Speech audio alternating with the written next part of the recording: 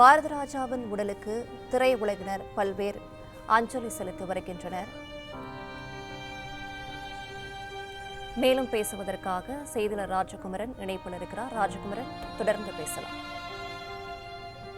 இயக்குனர் இமயம் பாரதிராஜா அவர்களை பொறுத்தவரை பல முன்னணி திரைப்படங்களை இயக்கியிருந்தவர்.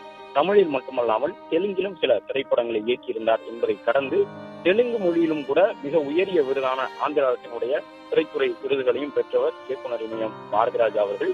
கடந்த ஒரு 5 ஆண்டுகளாகவே அவர் உடல் நலம் சற்று குன்றியிருந்த நிலையிலும் பல திரைப்படங்களுடைய இசை வெளியீட்டு விழா உள்ளிட்டவற்றில் எல்லாம் பங்கேற்று வந்தார். அது மட்டுமல்லாமல் தமிழில் வெளிவரக்கூடிய திரைப்படங்களை பார்த்தறிந்த அந்த திரைப்படங்களுடைய கதை அம்சங்களை பாராட்டுவது மட்டுமல்லாமல் சிறந்த கதாபாத்திரமாக நடித்தவர்களையும் அழைத்து பாராட்டக்கூடிய விதத்திலும் அவருடைய அந்த திரைப்பயணம் தன்னுடைய இறுதி காலம் வரை தொடர்ந்தது என்பதை மறக்க முடியாது.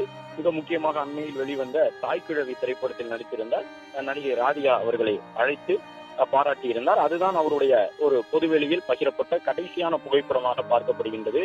கடந்த 1 மாதத்திற்கு முன்பாக ராதிகா அவர்கள் இயக்குனர் இமயம் பாரதிராஜா அவர்களை சென்று சந்தித்து தன்னுடைய தாய்க்கிழவி திரைப்பட நடிப்புக்காக பாராட்டுகளை அவரிடமிருந்து பெற்றுக் கொண்டிருந்தார். அப்பொழுதே மிகுந்த தளர்ச்சியுற்ற ஒருவராகத்தான் இயக்குனர் இமயம் பாரதிராஜா அவர்கள் காணப்பட்டார்.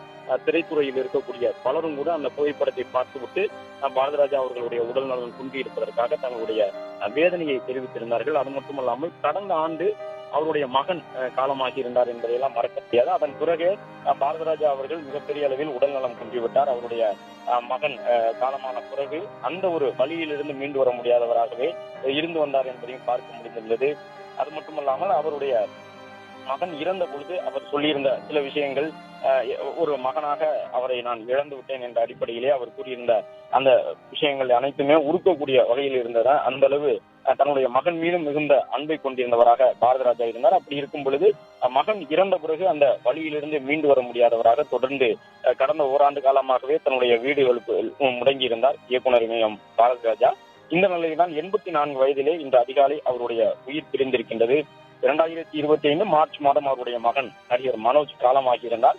அதன் பிறகு அவர் பெரிய அளவில் பாரதிராஜா அவர்கள் பொதுவெளியில் நிகழ்ச்சிகளில், குறிப்பாக திரைத்துறை சார்ந்த நிகழ்ச்சிகளிலும் பங்கு பெற முடியாத ஒரு சூழல் இருந்தது. இந்த நிலையில்தான் சிறந்த இயக்குனர் உட்பட 6 தேசிய விருதுகளை அள்ளியிருந்த மிகச்சிறந்த தமிழின் இயக்குனர் என்று பாராட்டப்பட்ட பாரதிராஜா அவர்கள் காலமாகி இருக்கக்கூடிய சூழ்நிலையில் அவருடைய உடலுக்கு பலரும் அடுத்தடுத்து வருகை தந்து அஞ்சலி செலுத்துவதை பார்க்க முடிகின்றது. திரைத்துறை சார்ந்தவர்கள் மட்டுமல்ல, அரசியல் துறையிலும் மிகுந்த நட்பை கொண்டிருந்தவர் இயக்குனர் இமயம் பாரதிராஜா அவர்கள். ஏனென்றால் தமிழ்நாட்டை பொறுத்தவரை திரைத்துறை என்பதும் அரசியல் என்பதும் நகமும் சதையுமாக இருந்து வரக்கூடிய துறை. குறிப்பாக இயக்குனர் சங்கத்தினுடைய தலைவராக பல ஆண்டுகள் இருந்தவர் பாரதிராஜா அவர்கள்.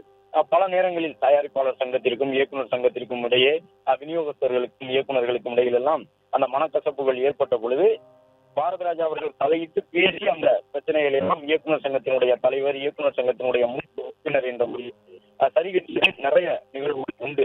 அந்த அடிப்படையில் அரசியல் துறையிலும் அவருக்கு நிறைய நண்பர்கள் உண்டு. அதன் காரணமாகத்தான் பலரும் அரசியலிலே இருக்கக்கூடிய தலைவர்களும் இப்போது அஞ்சலி செலுத்தி வருகின்றார்கள். திமுகவினுடைய துணை பொதுச் செயலாளர் கனிமொழி கருணாநிதி இரங்கல் தெரிவித்திருக்கின்றார் என்பதை பார்க்கின்றோம்.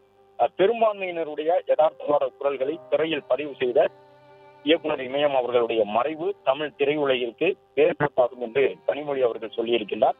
அதே போன்று சட்டமன்ற உறுப்பினர் பிரேமலதா விஜயகாந்தும் திரையுலகினுடைய பல்கலைக்கழகமாக விளங்கியவர் பாரதிராஜா என்பதையும், தன்னுடைய கணவர் விஜயகாந்த் அவர்களோடு இளையராஜா உள்ளிட்டவர்கள், அதே போன்று பாரதிராஜா, வைரமுத்து உள்ளிட்டவர்கள் இணைந்து செயல்பட்டிருந்த அந்த காலகட்டத்தை எல்லாம் நினைவு கூர்ந்து தன்னுடைய பதிவை பிரேமலதா விஜயகாந்த் அவர்கள் வெளியிட்டிருக்கின்றார். பிளே ஸ்டோர் மற்றும் ஆப் ஸ்டோரில் இருந்து பாலிமர் செயலியை QR கோடு மூலம் பதிவிறக்கம் செய்யுங்கள். செய்திகளை உடனுக்குடன் பெறுங்கள்.